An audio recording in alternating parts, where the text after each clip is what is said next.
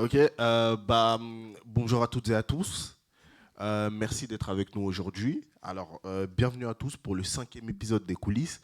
Alors, je vous explique simplement, les coulisses, en fait, c'est un podcast que j'ai décidé de créer avec mon ami ici présent qui va Bonjour. co-présenter cet épisode avec moi, qui s'appelle Noël Matisse, qui a pour objectif de mettre un petit peu la lumière sur les métiers un petit peu invisibles dans le monde de la culture.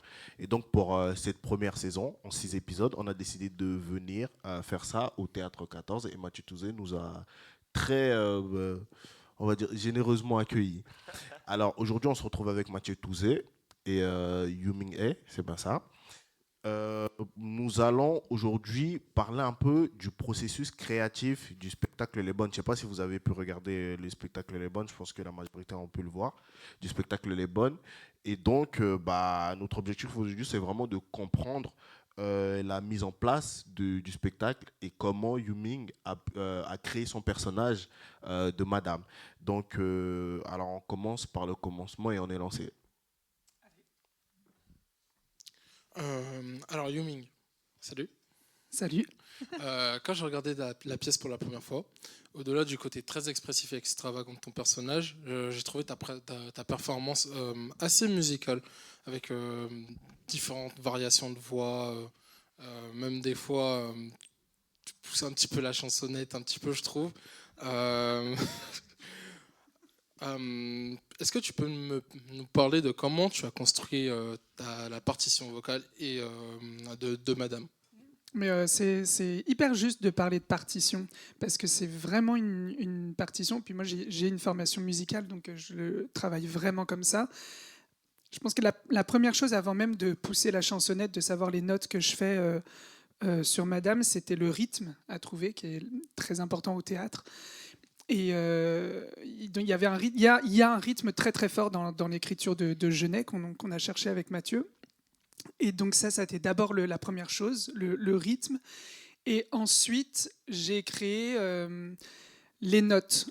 Donc je sais les notes que je fais quand je rigole, donc j'utilise une technique un peu opératique pour parler grossièrement, mais elle va tout le temps rigoler très aigu comme ça. Elle va dire Madame c'est chaud. Elle part tout le temps dans du lyrisme en fait. Où il y a même un moment où je m'amuse à. Je chante quoi déjà? Euh, Non, pas Lady Gaga. Ave Maria, c'est Ave Maria. Ouais. Elle part en live comme ça. Ça, c'est le côté exubérant de Madame. Et ouais, c'était un peu ça la partition. Alors, c'est super intéressant ce que tu racontes là, mais moi, je me suis dit, en fait, pourquoi, je pense que dans le processus de création du personnage de Madame, Mathieu a dû être impliqué. En fait, pourquoi vous avez choisi de créer Madame comme ça, le personnage? Ça s'est imposé à nous. Euh, c'est comme ça que je le vois. Euh, c'est venu de l'écriture, en fait, en lisant le texte, en le relisant, en le mettant en oralité. Euh, c'est ce qui nous a semblé être la réponse à la question de comment jouer ce texte. C'est-à-dire que la manière dont c'est écrit, on s'est dit, ah bah alors elle est comme ça, elle est comme ça, elle est comme ça. Et de fil en aiguille, ça a imposé un rythme, une forme qu'on a respecté. Alors, on va. Je pense qu'on est rentré un petit peu rapidement dans le vif du sujet. On va commencer par le commencement. Mathieu, pourquoi tu as choisi de refaire cette pièce qui avait déjà été jouée au Théâtre 14? Et quel est qu'est-ce qui t'a convaincu que c'était la bonne pièce à faire à ce moment-là? Alors, tu veux dire pourquoi j'ai choisi de la monter ou pourquoi j'ai juste choisi de la reprogrammer? Pourquoi tu as choisi de la. Déjà, c'est toi qui le mets en scène. Mm. Et pourquoi tu as choisi que c'était toi qui allais mettre ça en scène? Et ensuite, pourquoi tu l'as reprogrammé en vrai? Alors, reprogrammer, c'est facile, c'est parce que ça avait très bien marché, qu'on retourne encore Ça sur. marche toujours aussi bien? Et ça marche toujours aussi bien. Ok. Et on tourne encore 2 ans. Donc pour pas perdre la main, on s'était dit que c'était bien de continuer à la jouer. Donc ça, c'est facile. L'autre question de pourquoi j'ai choisi de le monter, ça reste toujours des choses assez nébuleuses. C'est assez instinctif. On lit un texte. Alors, donc avec Yu Ming, on dirige la même compagnie et on travaille ensemble depuis 10 ans. Donc il y a aussi un dialogue. En général, quand j'ai l'idée de monter un texte, il y a souvent un dialogue avec Yu Ming. Ou alors j'ai vraiment des fulgurances et alors là je dis il faut faire ça et tout ça, mais bon, il y a quand même toujours un dialogue à un moment donné. Et les bonnes, c'est un peu partie de ça. Je pense que j'avais envie de retourner vers du répertoire parce que moi j'adaptais beaucoup de romans. Et j'étais parti dans une recherche esthétique assez précise autour de l'écriture du roman et de certaines formes d'écriture mises à la scène. Et j'étais allé au bout de ce processus-là et j'avais envie d'utiliser tout ce que j'avais appris justement en adaptant ces romans dans une écriture plus théâtrale, en tout cas vraiment faite pour le théâtre. Et donc j'avais pas besoin de m'occuper de la dramaturgie de l'écriture. C'est-à-dire que quand j'adapte des romans, il faut que je pense, je pars de l'écriture, mais il faut que je pense rythmiquement comment ça va donner quelque chose théâtralement. Ça a du sens ce que je raconte ou pas du tout? J'allais te poser la question. En fait, qu'est-ce que tu veux dire par ça va donner du sens théâtralement? Ça veut dire que si je prends un roman, que je vous le lis là comme ça, au bout de 25 minutes, vous allez me dire que c'est bon, quoi. Ouais, Ça va vraiment être lourd. lourd. Ennuyeux, ouais. Exactement. Et même si je l'apprends et que je vous le récite, ça va pas en faire un truc qui va être intéressant à venir regarder. Donc, quand on adapte un roman, il faut aussi construire le spectacle en fait qui va autour. C'est-à-dire que le verbe, le texte n'est pas suffisant. Il faut créer des espaces, la gestuelle, ouais, le voilà, décor, un mouvement. les interactions, Exactement. etc. Ouais. Ok. Et ça, alors que quand vous prenez un texte, une pièce, c'est déjà dans la pièce, puisqu'elle a été écrite pour le théâtre. Donc l'auteur, quand il l'a écrit, il a pensé son rythme dans l'espace. Et donc j'avais envie de retourner vers un texte qui était écrit pour le théâtre et arrivait à l'endroit de multiples connexions sur moi, ce qui m'intéresse, ce sur quoi je travaille, etc. Jean Genet et Les Bonnes est arrivé comme étant ce que j'avais envie de faire. Et puis après, il y a une dernière chose, c'est qu'on lit un texte où on a des images où on n'en a pas. Et moi, ça part toujours comme ça. C'est-à-dire que quand je le lis, j'ai un imaginaire qui s'ouvre et donc je me dis, ça, je vais l'adapter au plateau. Ça devient nécessaire. Alors, c'est une question pour tous les deux. En travaillant sur ce spectacle, vous avez dû vous imprégner vraiment du texte, vous avez dû lire, relire, le connaître par cœur. Je voulais vous demander, qu'est-ce que ce texte vous suscite comme réflexion, le message qu'il y a derrière, qu'est-ce qu'il vous dit intimement à vous deux? Tu veux commencer ou j'ai déjà beaucoup parlé? C'est une bonne question. Parce que moi, au départ, quand je lis un texte, je comprends rien. Je crois que je suis pas un très bon lecteur et je comprends pas jusqu'à ce que je l'apprenne et que je commence à capter déjà l'écriture. Et une fois que ça passe par moi, je commence à comprendre ce qui se dégage dans la pièce. Au-delà de, on va dire, ce qui est plus évident.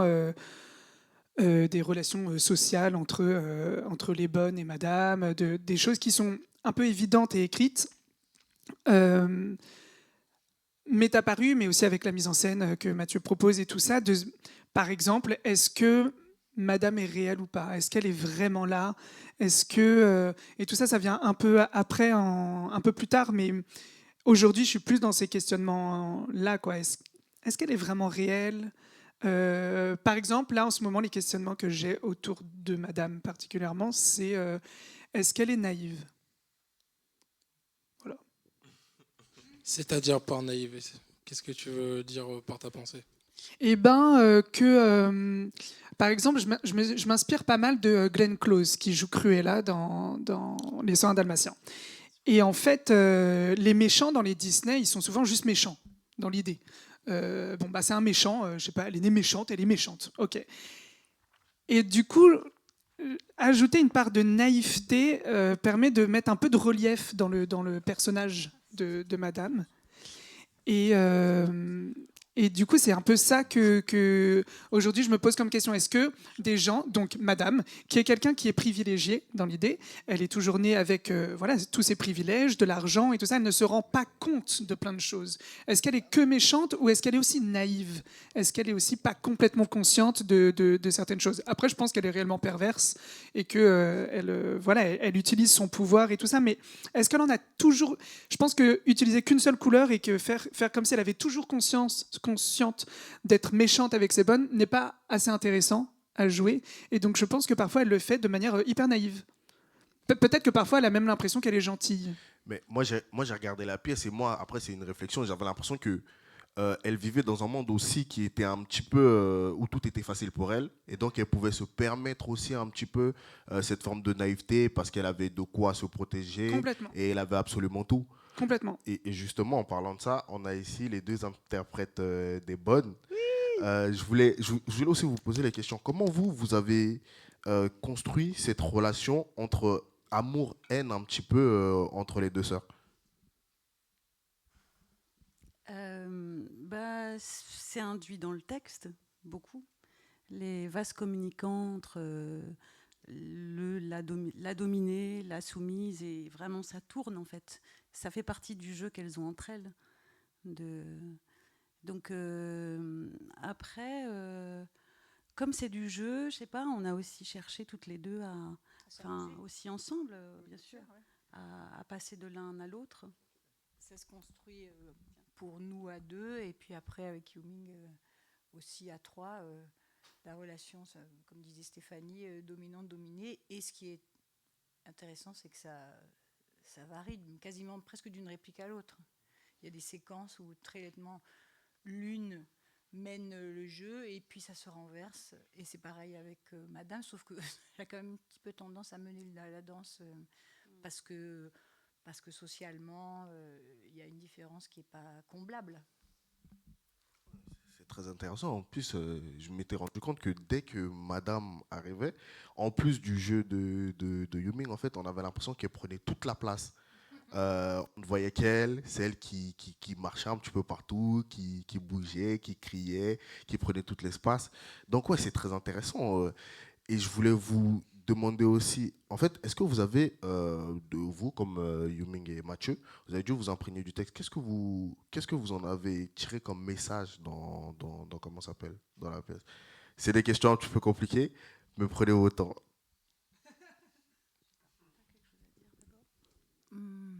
Moi, j'ai pas l'impression qu'il y ait un message. Moi, j'ai un peu l'impression. Il y a des pièces comme ça qui sont des pièces organiques. J'ai eu cette impression-là avec Les Bonnes pour Jean Genet. Peut-être que je me gourre complètement, mais qu'il l'a écrite et après, le sens a fleuri, les sens ont fleuri et les sens ne sont pas arrêtés. Et selon qu'on la lise ou qu'on la voit dans les années 60 ou maintenant, c'est un peu l'apanage des grands textes et que la focale est assez ouverte et qu'on peut y voir ce qu'on a envie de voir au moment où on lit ou au moment où on joue.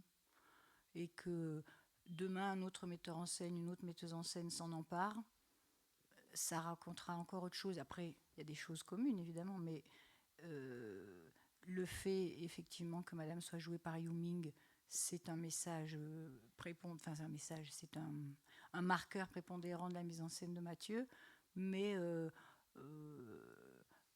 certains disent ça a été écrit pour des hommes. Donc voilà, je crois que c'est selon le point de vue où on se place. Ok, merci beaucoup, mesdames. Je voulais quand même vous reposer une dernière question. J'ai beaucoup apprécié votre jeu et justement je me demandais mais comment vous avez pu avoir une telle complicité. Enfin, ça me semblait crédible votre rôle de sœur alors que j'ai cherché sur internet, j'ai pas l'impression que vous ayez joué ensemble avant. Donc j'aimerais savoir comment vous avez fait pour préparer ce rôle parce que c'est complexe de jouer une relation fraternelle sans même avoir joué avant, ou même être frère ou sœur? Mais en fait, c'est ce qu'on évoquait hier. Ça s'est scellé aussi très tôt au moment où moi je suis arrivée dans cette salle et que j'ai passé l'audition. Et il y avait Mathieu, Yuming et Elisabeth. Elisabeth savait déjà qu'elle allait faire Solange et Mathieu cherchait une Claire. Et donc, moi j'ai passé une audition et j'ai rencontré cette bande-là par audition. Et le travail qu'on a fait dans cet exercice-là, qui est très particulier, parce qu'on a travaillé sur le début, bon, mais voilà, on n'est pas choisi, enfin, on vient pour voilà, peut-être être choisi ou pas. Bah, visiblement, il s'est passé quelque chose. Parce que moi, je me souviens, je suis arrivée à 17h. Bon, on se tient au courant. Et puis à 19h, Mathieu m'a appelé et ça a été la danse de la joie. Vraiment, de me dire, trop chouette. Enfin, il y a un truc qui s'est passé avec une évidence. On s'est laissé un petit message sur Messenger parce qu'on ne se connaissait pas du tout. Et on s'est dit, bah, c'est réjouissant. Enfin, voilà, ça va être chouette. Et puis, je peux raconter cet épisode-là. Il y a eu aussi dans la création un accident. Elisabeth est tombée du plateau. Et je pense aussi que cette chose-là a scellé aussi une relation d'attention. Et donc, avant de commencer vraiment à travailler sur le plateau, le texte, on a fait beaucoup d'italiennes. Voilà, ça a bousculé un peu la création. Et quand on s'est lancé, on a fait 2 semaines de répétition. Donc, au début, on était très verte, on ne l'avait pas dans les pieds, quoi. Il y avait vraiment. Et il fallait qu'on soit tous très, très, très soudés, en fait, parce qu'il y avait du monde dans la salle. C'est vrai. Et donc, aujourd'hui, ça respire beaucoup mieux. Enfin, le temps fait toujours beaucoup de bien aux choses. Et là, ces représentations-là, depuis qu'on les a reprises la semaine dernière, enfin maintenant, je ne sais plus combien, on arrive au bout, il en reste 5. Je sais pas, elles sont belles parce qu'on respire, parce qu'on est, je sais pas, il y a quelque chose de plus large, moi je dirais. Oui, il y a un vécu. Mais ça a été instantané, c'est ça qui était magique et c'est suffisamment rare pour être évoqué. Ça m'était jamais arrivé, moi, de rencontrer quelqu'un comme ça, magiquement. Et après, le fait de jouer des sœurs, le fait de jouer des frères et sœurs, des adelphes, il y a quelque chose qui se fait, de toute façon. Que ça soit contre ou que ça soit ensemble, il y a quelque chose qui se fait parce que d'une façon ou d'une autre, oui, on a tous l'expérience soit d'être soi-même frère ou sœur, d'avoir des frères et sœurs, soit de ne pas en avoir, donc le vide que ça crée. Et en ce moment, on anime avec Stéphanie ensemble un stage au studio École de Vitry avec des jeunes gens qui ont entre 20 et 30 ans, qui va donner lieu à un spectacle. Et on a choisi comme thème l'Adelphi, donc le fait d'être frère et sœur. Et vient aussi la portée politique de ce terme, qui est un vieux mot d'origine grecque, comme à peu près tous les mots, mais qui est remis au goût du jour en ce moment avec les mouvements féministes et tout ça. Et ça s'est imposé comme thème. Et on se rend compte à quel point les jeunes gens, eux aussi, sont poreux à ce terme et combien jouer des frères et sœurs, et parler de ses frères et sœurs, ça crée quelque chose, qu'on le veuille ou non. Et voilà, ouais, au-delà de la magie, il y a aussi les rôles mêmes. Merci beaucoup, mesdames.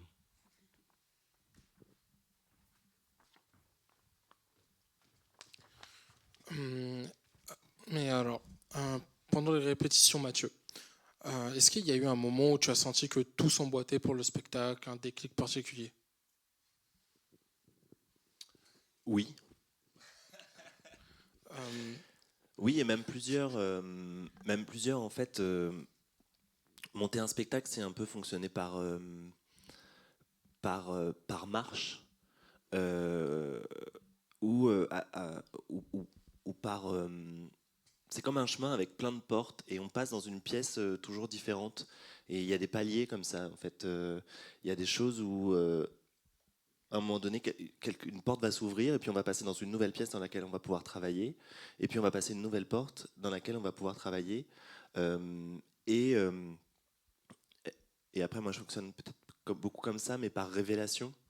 C'est-à-dire que j'essaye de partir sans aucun a priori. Alors j'ai forcément un vécu, j'ai forcément des idées, des sentiments sur la pièce, mais j'essaye d'attaquer le travail sans aucune prétention et presque sans aucun apport, si ce n'est le choix des acteurs et des actrices. Et on commence, et le texte se déroule, se lit, s'entend, se dit dans l'espace, et là ça révèle des images. Par exemple, je me souviens très très nettement, on était dans une toute petite salle horrible avec Stéphanie, à un moment donné des répétitions, et là m'est apparu le fait qu'il fallait qu'elle monte et qu'elle descende tout le temps, et qu'il fallait que le décor soit comme il est là, dans ses dimensions, que le plateau soit pas droit mais en 3 dimensions.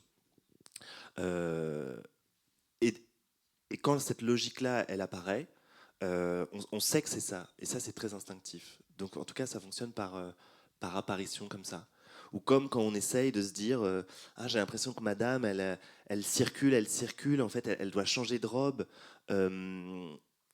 C'est comme si on tire un fil en fait, qui s'attrape un tout petit peu par l'instinct, puis au fur et à mesure, ça prend du sens.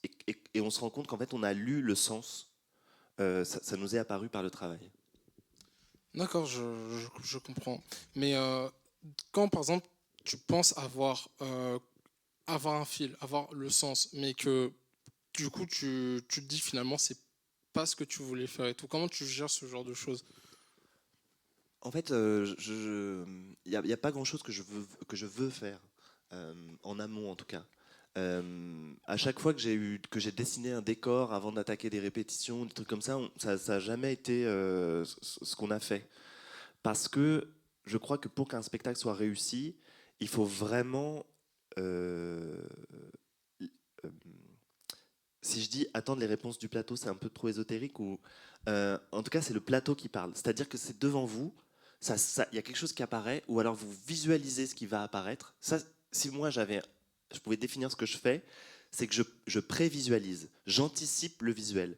Euh, je vois où les comédiens peuvent aller. Je vois où la mise en scène peut aller. Je me dis, en fait, d'accord, c'est ça qu'on va créer comme image. Donc, j'anticipe pas grand-chose. D'accord. En fait, c'est comme si les choses se présentaient dans un sens, elles venaient à toi et tu les saisissais, tu les capturais. Exactement, exactement. D'accord, c'est. Je lis l'espace, quoi. Wow, c'est. Oh, C'est mon côté Madame c'est Irma. vraiment ésotérique. Alors, euh, Je lis aussi l'avenir pour 50 euros. ok, Alors, Yuming, ça fait un moment que tu travailles avec Mathieu et que vous vous connaissez. Comment est-ce qu'il t'a convaincu de jouer Madame? Est-ce que est-ce que tu as dû passer un casting? Est-ce qu'il Bien t'a juste sûr. appelé comment ça s'est passé? J'ai pas eu le choix. Non, bah, ça venait surtout d'une discussion entre nous deux. Donc en fait, moi, je voulais jouer Madame déjà. Ça faisait partie des rôles que j'avais envie de traverser en tant que comédien. Donc voilà, c'était Aussi simple que ça. aussi simple que ça. Bah, je sais pas, j'avais vraiment envie de le traverser. Je le trouve marrant et tout. Il y avait vraiment un truc que je trouve, ouais, que j'avais envie de faire dedans. Ok. Ça faisait partie du package un peu. C'est-à-dire que quand on discutait d'où on allait aller, où est-ce qu'on allait aller, l'idée, dans la discussion, le texte et tout ça, c'était je n'ai les bonnes Yuming Madame. C'était Mais un lot. dans la réflexion de la mise en place du choix de la pièce, est-ce que tu en as discuté avec Yuming, vous avez fait ce choix ensemble ou c'est... Ouais.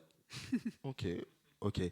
Et bah, on va continuer. D'ailleurs, on a ici l'une des dames qui nous dit que tu l'as rappelé quasiment immédiatement après son casting.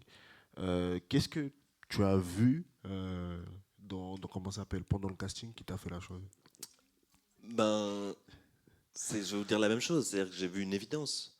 Mais c'était le cas pour tout le monde. On en a discuté 5 minutes en sortant. On a vu 4-5 comédiennes ce jour-là. Alors déjà, il fallait se décider parce qu'on attaquait les répétitions le lendemain. Donc, il fallait quand même avancer. Et elles étaient toutes superbes, vraiment. Et avec Stéphanie, il y a eu une évidence. Il s'est passé quelque chose au plateau. qui nous a emportés, où on s'est dit, bah, voilà, c'est là. C'est des trucs bizarres, mais en fait, enfin non, c'est pas bizarre. C'est, par exemple, moi j'ai des images très très claires de l'audition de Stéphanie, alors que quand on voit plusieurs personnes en audition, bon, tu fais ah oui, à peu près, mais ça reste un peu plus flou, alors que je me souviens entièrement de son audition. Je me souviens quand elle a commencé à se mettre sur la pointe des pieds pour jouer Madame, et j'ai fait, mais ça c'est génial pour jouer Madame, que moi je savais que j'allais jouer Madame, donc il y avait déjà des trucs que je me disais je vais lui piquer. Donc il y avait une sorte d'évidence où en fait on est déjà dans le travail, on est déjà dans la pièce et on est déjà. Donc en fait ça devient évident de se dire bah voilà, c'est avec elle qu'on va travailler puisque on est déjà dedans. Et là avec Stéphanie c'était ça.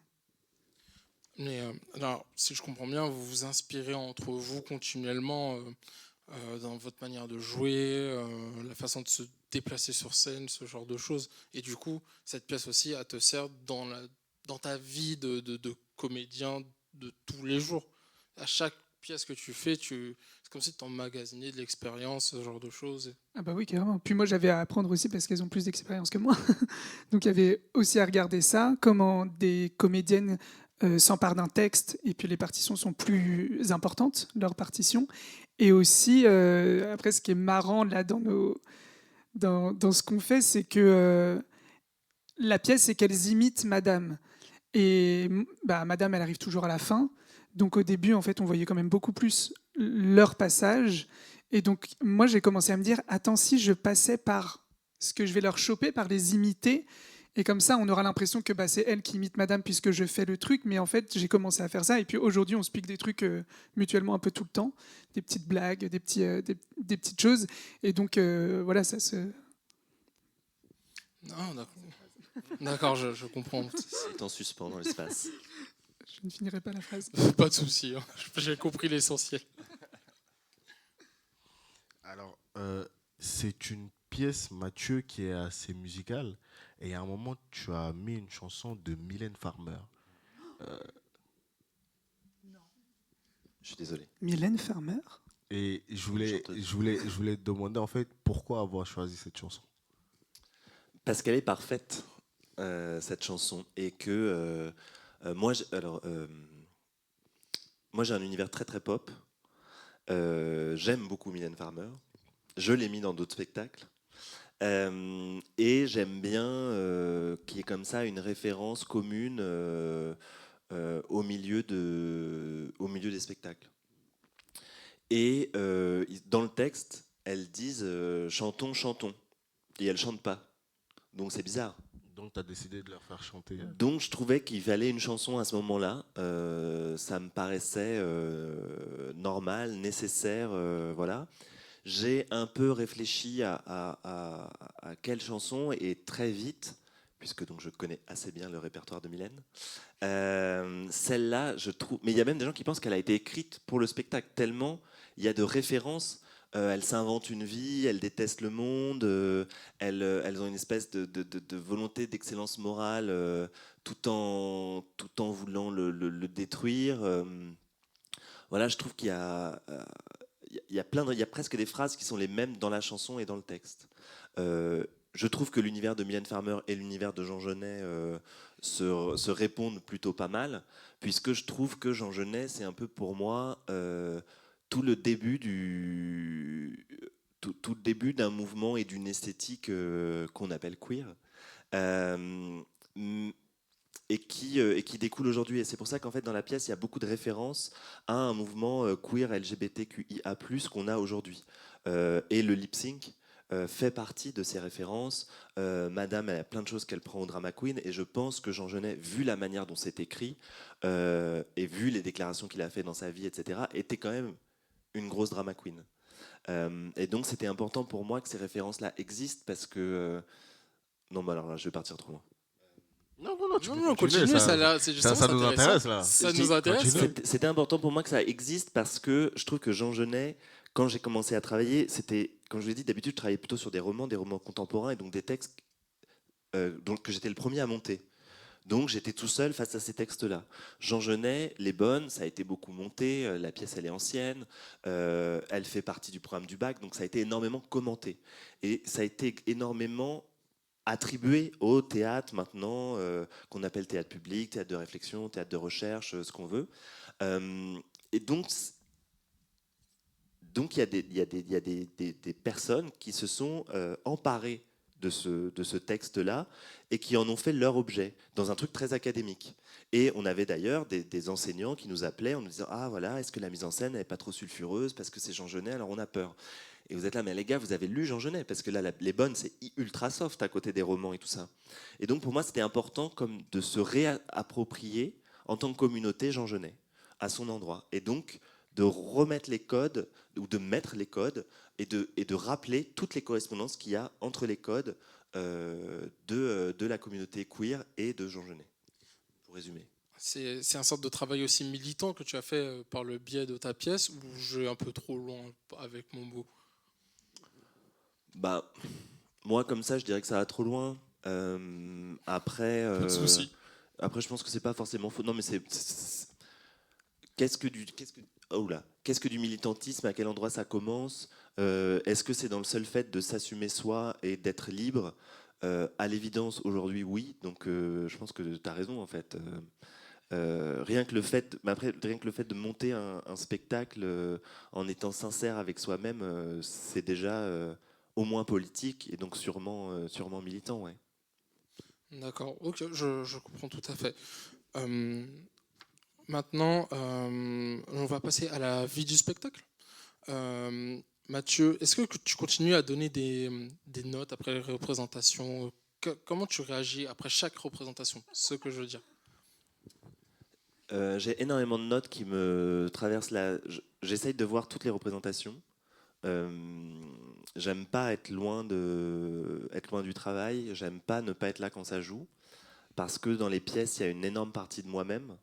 Mais le rôle du metteur en scène, il est très étrange parce qu'il y a une énorme partie de vous-même sans que vous en ayez aucun contrôle.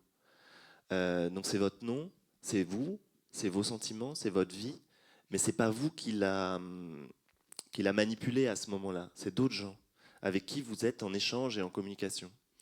Donc, pour moi, le ressenti et l'échange, il doit être permanent.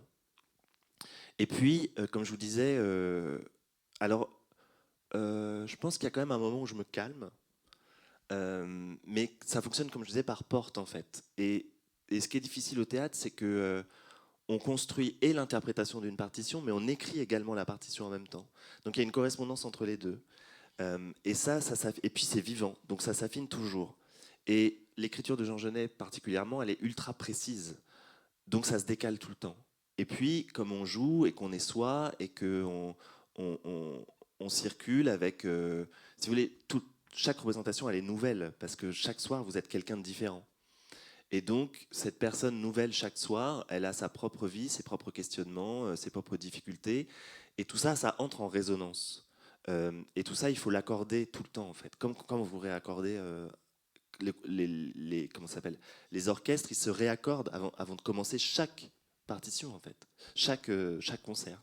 Donc moi, je fais énormément de notes et puis je cherche des choses très précises. Je cherche à faire parler le texte, je cherche à le comprendre. Et à chaque fois qu'on passe une porte, et on continue à passer des portes, euh, on comprend des nouvelles choses et donc on a des nouveaux outils pour travailler. Donc on peut expérimenter différemment. Donc on peut redéplacer les curseurs pour découvrir un nouveau message, faire parler encore plus fort le texte, aller atteindre quelque chose toujours plus fort, plus profond. Et moi, c'est ça que je cherche. C'est ça mon travail d'artiste. C'est ça ma volonté d'artiste. Je fais pas un truc superficiel pour que les choses elles soient juste comme ça divertissantes. Je cherche à entrer en connexion à un endroit suffisamment fort pour que les gens, quand ils sortent de la salle, ils aient assisté à quelque chose d'exceptionnel. Mais, excuse-moi. Mais par rapport à ce curseur que tu pointes, est-ce qu'il y a des fois, par exemple dans les pièces que tu fais, il peut atteindre une limite, genre un degré de satisfaction vraiment où tu te dis je peux pas faire mieux en quelque sorte? Ça m'est arrivé de me dire on y est, par exemple. Euh, des spectacles qu'on a eu la chance de beaucoup travailler, parfois je me suis dit ah là on arrive quelque part. Euh, Après, je pense quand même que les choses s'accordent quand même toujours, j'ai l'impression. Ouais, voilà. Et justement, en parlant de nouvelles personnes à chaque représentation, est-ce que toi, Yumin, ta performance sur scène évolue au fil de chaque représentation et est-ce que le public a une influence sur comment toi tu joues ton personnage, comment tu le fais évoluer, des changements que tu dis que tu dois faire à la prochaine représentation? Ouais, carrément. C'est une bonne question. Oui, oui, oui. Et puis moi, j'aime bien regarder comme je parlais de Glenn Close tout à l'heure. En fait, ce que je fais, c'est que je suis juste derrière. Et donc, je regarde chaque soir la représentation où je l'entends. Je suis vraiment très près. Il faut aussi que je m'inscrive en fait dans une histoire et dans un rythme surtout. Et en fait, il n'est pas tous les soirs le même exactement. Et on n'a pas mis l'accent sur les mêmes choses ou le public n'a pas réagi parce qu'on entend réagir sur les mêmes choses. Et donc, en fait, j'avoue, ça bouge. Et donc, parfois, c'était le cas hier soir, et tout à l'heure sera complètement différent, je pense. Mais hier soir, je me suis dit, ah, ce soir, c'est Cruella. Et donc, je descends, je regarde une vidéo rapide de elle qui fait des trucs, de Glenn Close en train de faire Cruella. Et puis, je remonte, je regarde la suite jusqu'à ce que j'entre. Et puis, j'entre avec ça. Et parfois c'est plus marrant, il y a plus de rire.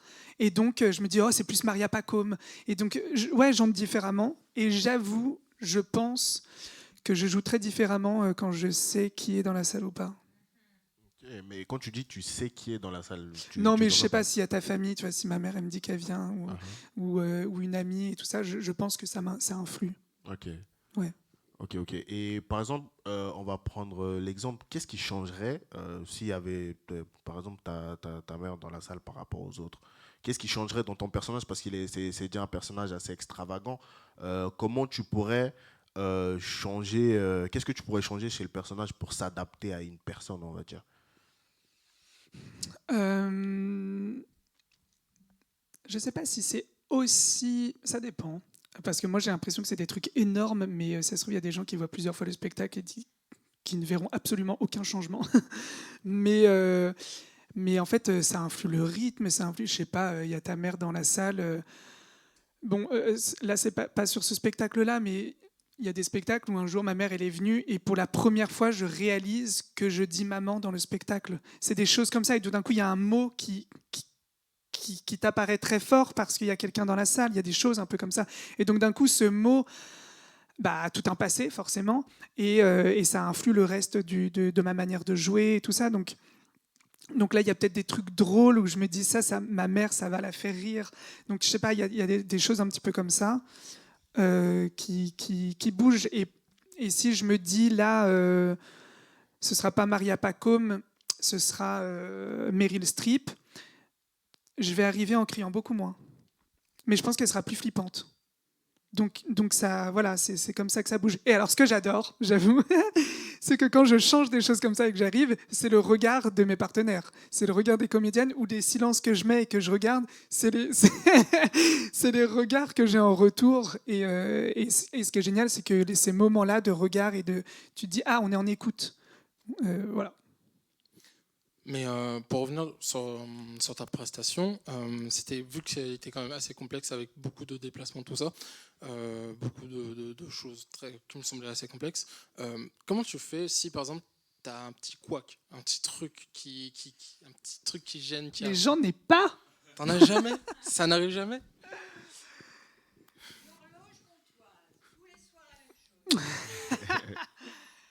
Je suis quand même très réglé. Mais en fait, je me le fais 1 million de fois le parcours. Et je me le refais avant de venir et avant de jouer et tout ça. Parce que sur ce truc-là particulièrement, parce qu'il y a d'autres manières complètement différentes de jouer. Il y a parfois où, au contraire, tu as envie d'arriver sur le plateau et de voir où ça va aller, ce que tu vas ressentir. Il y a des manières complètement différentes selon la pièce, selon ce que tu joues et tout. Mais là, tout est réglé à la seconde près. Le mot, le mouvement, le truc. Donc, ça demande une certaine agilité. J'ai pas eu trop de couacs, non, en vrai. Je pense pas sur ça. Mais je te dirai quand ça m'arrivera. Je prie pour que ça m'arrive pas, en fait. Et si tu as un couac, tu fais avec. Enfin, après, c'est la vie, c'est pas plus grave que ça. D'accord, parce que justement, je me disais, vu que par exemple, Mathieu, c'est pas vraiment la même chose, mais Mathieu tout à l'heure nous disait que ce qui t'influence de l'extérieur aussi, ça pouvait influencer sur sa façon dont il mettait la chose en scène et tout. Bah, ce genre de quoi, des choses extérieures à la pièce, est-ce que ça, du coup, ça influence un peu ta façon de jouer? Est-ce que tu revisites un petit peu, ou alors tu continues tel que ça tu devais jouer le soir même, en fait. C'est ça que je voulais dire, en vérité. Je pense que, enfin moi j'ai besoin de beaucoup de concentration, donc je me mets beaucoup en condition quand même pour, c'est pas effacer l'extérieur, mais être que dans la pièce et autant présent, machin. Il y a un truc avec lequel je suis obligé de jouer, donc d'accepter, qui est peut-être sur cette pièce le plus fort pour moi, c'est ma fatigue. C'est la fatigue corporelle puisque je sais que je vais courir sur des talons aiguilles, que c'est très rapide, que ça demande beaucoup d'énergie en fait en très peu de temps. Donc c'est ça que je concentre pour le coup le plus. Et ça, pour le coup, oui, je suis obligé de faire avec. C'est-à-dire qu'il vaut mieux que j'accepte à un moment ma fatigue et que je me dise, tu as besoin de respirer à ce moment-là, chose que tu n'avais pas faite avant parce que tu voudrais repartir, mais tu prends ce temps, tu le vis et tu repars après, plutôt que de m'épuiser, donc de perdre le rythme, et donc en même temps que tu perds le rythme, tu perds les spectateurs, etc. Ça va être le plus gros truc, on va dire. D'accord. Ok, je comprends. Ouais. En même temps, t'es un professionnel. Hein. Ça me semble aussi compliqué ça me semble un peu compliqué à imaginer, tu vois. Mais comme tu le dis, ça me semble plus imaginable pour moi. J'arrive à c'est comme les sportifs, j'imagine. Je fais du sport, mais Vous, pas vous trop. rentrez un petit peu dans un état de flow où vous remarquez plus rien autour, c'est que, comment ça s'appelle? C'est que la représentation, que le personnage. Par exemple, j'ai remarqué que pendant la pièce, à un moment, moi j'étais assis là la première fois, et à un moment, j'avais l'impression que tu m'avais regardé droit dans les yeux. Et c'était assez déstabilisant de se dire ça, et je me dis, quand tu joues face au public, est-ce que des fois tu vas chercher des personnes dans le public que tu impliques dans le genre un petit peu? Parce que moi, ça m'a fait assez bizarre quand même. Avec madame, ouais, on peut. Avec madame, même parfois, ce qui me fait marrer, c'est s'il y a des accidents du public, donc un portable ou quelqu'un qui tousse. Parfois, il y a un grand silence et là, il y a quelqu'un qui fait Etch! Et madame peut très bien se tourner assez lentement. Comme elle est assez effrayante et que je fais souvent ça avec les bonnes, je peux vraiment prendre le temps de me tourner vers le bruit qu'il y a eu. Et ça, c'est marrant parce que c'est très impliqué dans la pièce. Mais oui, je joue un peu entre les deux, ouais. C'est très intéressant parce que j'ai l'impression que ça crée une forme de coupure entre ton personnage, parce que les deux autres personnages sont assez, on va dire, j'ai l'impression que le quatrième mur est assez fort pour elle, alors que pour toi, c'est un petit peu différent. On dirait que tu as conscience un petit peu qu'il y a un public, qu'il y a des gens qui te regardent, donc tu joues aussi en même temps. Par exemple, il y a un moment, tu jouais sur scène, et je crois, je ne sais plus exactement ce que tu avais dit, mais il y avait quelques personnes qui ont commencé à applaudir. Et après, tu t'es arrêté et tu as fait pour que tout le reste se mette à applaudir. Et j'ai l'impression que ce personnage, au-delà de ce qu'elle vit dans le scénario, elle a un petit peu conscience qu'il y a un public face à elle et qu'elle joue par rapport à ça aussi. J'ai l'impression que c'est ce qui la détache un petit peu des deux autres personnages. C'est surtout un personnage qui adore être regardé. C'est un personnage qui ne vit que grâce à ça. La manière dont elle est regardée, la manière dont on la regarde. C'est cette phrase de ce sont les autres qui te définissent roi. Je ne sais pas si c'est exactement ça la phrase, mais en gros, l'idée, là, c'est un peu ça. C'est ce qui la rend madame, c'est bien sûr le regard des bonnes sur elle. Et donc, je m'amuse à faire pareil avec le public. C'est la manière dont elle est regardée et qu'elle adore.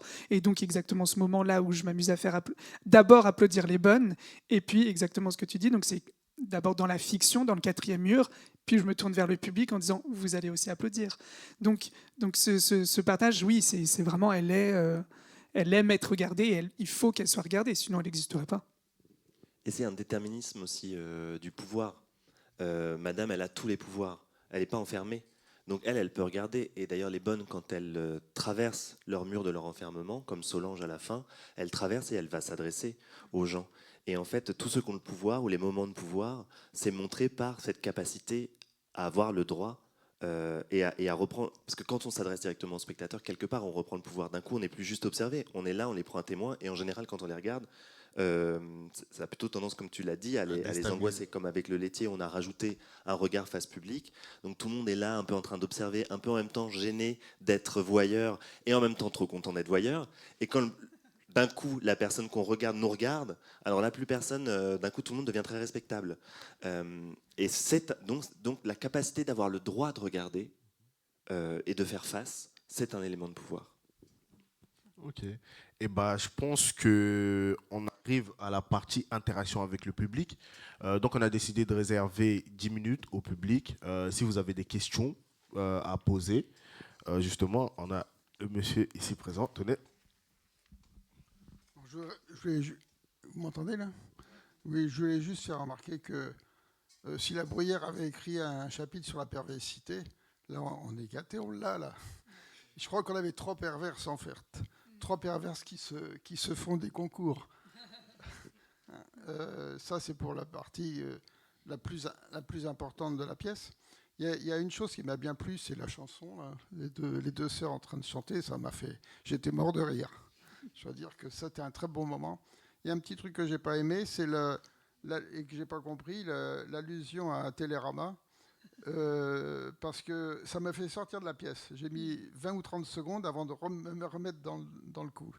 Ça m'a fait vraiment sortir du truc, parce que je me dis pourquoi ils ont fait ça. C'est pas Jean Genet. Enfin, il y a d'autres choses qui ne sont pas de Jean Genet, mais Il n'y en a que 2. Si, vous avez cité une autre tout à l'heure. Avec la chanson. Ah, non, il y a la chanson. Le deuxième, c'est quoi? C'est Le bracelet Chanel. Il y a un moment où je dis oui, c'est Chanel, mais après pour le petit rapport à Genet, c'est qu'en fait à la base, il y a un moment où j'ai une robe, la robe rouge, et je dis c'est Lanvin qui l'a fait pour moi, donc ça c'est Genet. Et en fait Genet a changé, à la base c'était c'est Chanel. Il s'est disputé avec Coco Chanel et il a mis c'est Lanvin. Et donc il a changé ce truc-là. Donc c'est pour ça, c'est une petite ref à Genet quand même. bon, puis je crois que les 3 comédiennes sont parfaites là. Ça m'a bien amusé en tout cas. Je me suis amusé. J'étais hier soir à cette place. Des habitudes. Mais justement, en parlant de ça, pourquoi tu as fait le choix de parler de Télérama dedans? C'est un parcours parce que... alors, c'est très long comme explication, hein, mais parce que, comme je vous l'ai dit tout à l'heure, je trouve que cette pièce, certains se la sont réattribués. Et surtout, donc une espèce de théâtre institutionnel qui a des codes institutionnels et dont toute une partie des gens qui fréquentent cette institution ou ces institutions attendent d'avoir ces codes-là. Et en fait, ce qui est merveilleux dans l'écriture de Genet, c'est que tout son travail, c'est de démonter les codes et d'être insaisissable. Et donc, il part de ce qu'on pourrait appeler à un moment donné du théâtre bourgeois ou du théâtre classique, et il va exploser cette forme-là en choisissant d'autres héros que ceux habituellement, c'est-à-dire les bonnes, et comme distillant du poison à travers la forme, et il va ouvrir une porte immense qui va donner tout le théâtre tel qu'on va le connaître entre 1947 et aujourd'hui, avec des nouvelles façons de faire du théâtre, justement, en s'adressant au public, ça ne se faisait pas du tout avant, en dévoilant le mystère, etc. Et donc le fait qu'on parte des codes bourgeois, ça déroute certaines personnes pas très bien informées. Et donc on avait envie de leur faire une petite référence en leur montrant qu'en fait, ils s'autopiègent. Et à ce moment où Yu Ming dit « mais on va avoir une mauvaise critique dans Télérama », eh ben, ça implique que toutes les personnes qui commençaient à penser que les codes habituellement du format classique d'une mise en scène de théâtre public, on va dire, ne s'appliquait pas. Ça détruit tous leurs préjugés de ça. Et c'est pour ça qu'après aussi, ils jouent bizarrement, parce que beaucoup de gens attendraient ça, en fait. Mais pas de manière consciente, mais de manière inconsciente. Et donc, on dénonce une pensée qui se créerait, qui pourrait se créer. Alors, je ne sais pas si on a d'autres questions dans le public. Non? Pas de questions?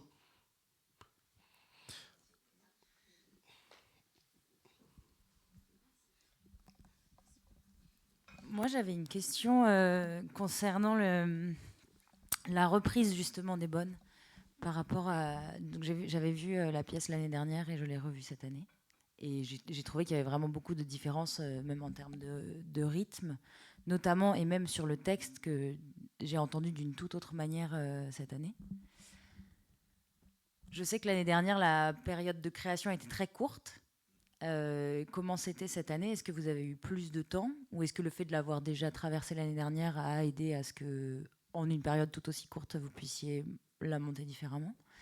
Et aussi, après la première exploitation l'année dernière, de quoi est-ce que vous avez pris conscience qui a fait que vous êtes venu modifier certaines choses pour l'exploitation de cette année? Bonne chance.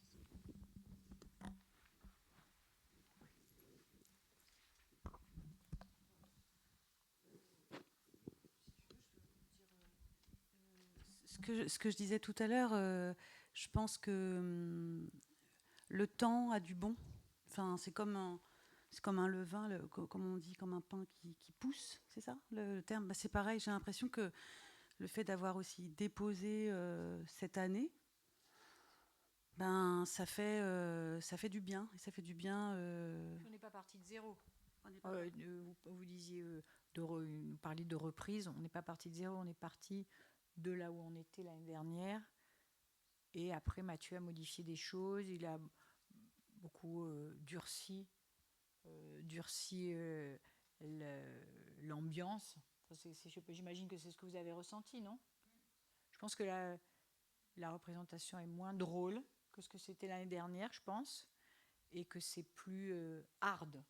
Mais aussi, c'est au diapason sans doute de l'atmosphère générale qui est de plus en plus hard. Et peut-être que c'est ça que ça raconte aussi, au moins inconsciemment, si ce n'est consciemment. C'est ce que vous avez ressenti? Non, moi j'ai trouvé ça beaucoup plus drôle cette année. Ah bon? Ah, génial. C'est drôle. Mais je comprends le truc de ça s'est durci, Mm-hmm. dans le sens où j'ai l'impression qu'il y a des choses qui sont beaucoup plus précises chez vos trois personnages. Bah, c'est normal. Et que du coup, ça crée ce rythme-là. Et je sais pas. L'année dernière, je trouvais qu'on passait d'un état à l'autre, mais de manière plus floue. Alors que là, il y a vraiment des choses très marquées et ça fait que, en fait, en tant que public, à chaque fois, ça nous secoue un peu, quoi. Et ça nous fait rire. Mais ça nous fait pas forcément rire parce que c'est drôle, ça nous fait rire parce que des fois c'est un rire jaune, des fois c'est pas. Je veux dire, c'est des rapports différents.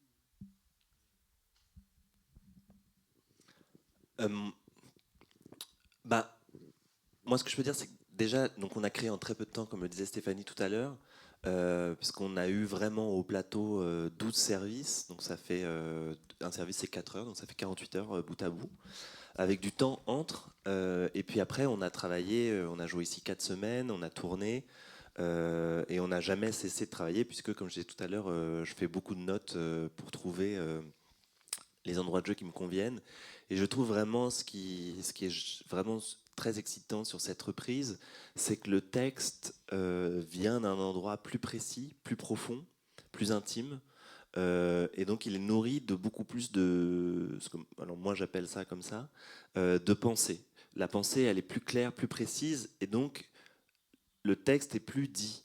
Et donc on l'entend mieux, et donc on découvre des nouvelles choses sur cette écriture.